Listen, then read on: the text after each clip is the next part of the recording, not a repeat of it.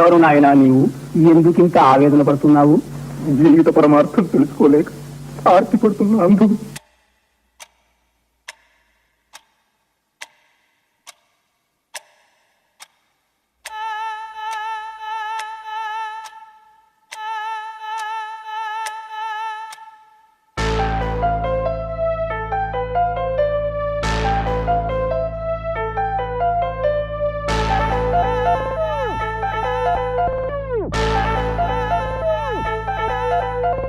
నేను ఈ దుఃఖ భాగమైన సంసారంలో కృషించి జనన మరణ ప్రవాహంలో కొట్టుకుపోవలసిందేనా?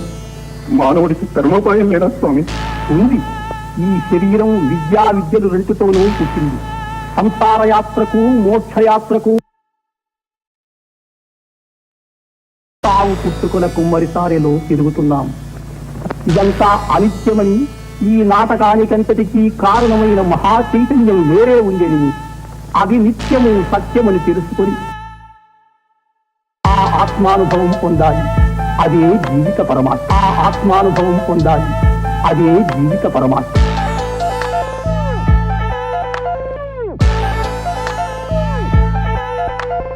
ఇచ్చివాడా, లోకమంతా ఈ శరీరంతో జీవించి సుఖించాలని తాపత్రయపడుతుంటే మరణించిన తర్వాత ఏమవుతారనే విచారం నీకెందుకు?